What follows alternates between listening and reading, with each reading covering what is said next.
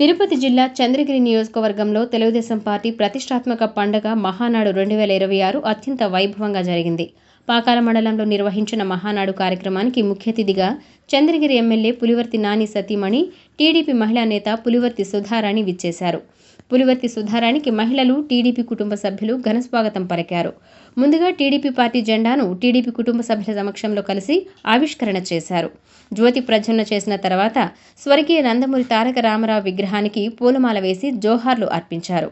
ఈ సందర్భంగా సుధారెడ్డి మాట్లాడుతూ, పశ్చిమాసియాలో నెలకొన్న యుద్ధ వాతావరణం నేపథ్యంలో ఇంధన పొదుపు పాటించాలన్న ప్రధాని నరేంద్ర మోదీ పిలుపునకు సీఎం నారా చంద్రబాబు నాయుడు సంపూర్ణ మద్దతు ప్రకటించి ఈసారి మహానాడును దేశానికి ఆదర్శంగా వర్చువల్, ఫిజికల్ కలయికతో కూడిన హైబ్రిడ్ పద్ధతిలో నిర్వహించేలా వినూత్న నిర్ణయం తీసుకున్నారని అన్నారు. చంద్రగిరి ఎమ్మెల్యే పులివర్తి నాని పిలుపుతో నియోజకవర్గంలోని 6 మండలాల పరిధిలో గల 12 వేదికలలో భారీ ఎల్ఈడీ స్క్రీన్లను ఏర్పాటు చేయడంతో చంద్రగిరి మొత్తం పసుపుమయంగా మారి పండుగ వాతావరణం సంతరించుకుందని అన్నారు. ఈ వేడుకలలో కార్యకర్తలు ఉత్సాహంతో జై ఎన్టీఆర్, జై జై ఎన్టీఆర్, జై చంద్రబాబు, జై జై చంద్రబాబు అంటూ చేసిన నినాదాలతో పార్టీ కార్యాలయ ప్రాంగణం హోరెత్తింది. దానిలో మేజర్ పాత్ర, ప్రధానమైన పాత్ర మన పాకాల మండలం నుంచే ఉంటుంది. అది ఎప్పటికీ కష్టం వచ్చినా నష్టం వచ్చినా ఎంత దూరంలో ఉన్నా మిగతా మండలాల వాళ్ళందరూ చేరే లోపుగా మన పాకాల మండలం నుంచి ఉంటుంది. సో ఈ సపోర్ట్ ఎప్పటికీ ఇలాగే ఉండాలి, మన పార్టీకి ఉండాలి, మా కుటుంబానికి ఉండాలని మనస్ఫూర్తిగా మీ అందరినీ రిక్వెస్ట్ చేస్తున్నాం. ఇందాక అన్న ఒక మాట అన్నారు, ఇంచుమించు 5,000 మందితో మనకి ప్రత్యక్షంగా సంబంధాలు ఉన్నాయి.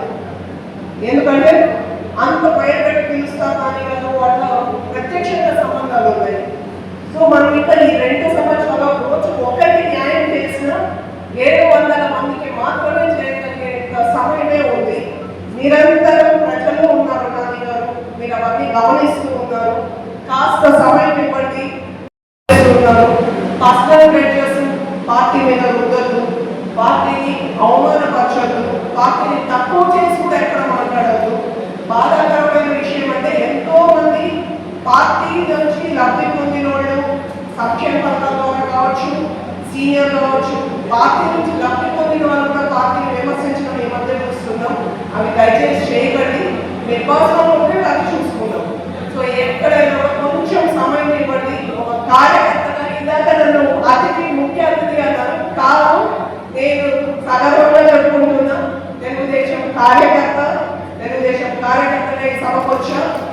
ఇక్కడ మన చంద్రగిరి నియోజకవర్గానికి సంబంధించినంత వరకు ఏ కష్టం వచ్చినా నష్టం వచ్చినా మన కార్యకర్తలందరికీ నేను ఎప్పటికీ అండగా ఉంటానని ఈ సభాముఖంగా నేను తెలియజేసుకుంటున్నాను. కొన్ని కారణాల చేత మీకు అలా చిన్న సారీ కూడా చెప్పాలి.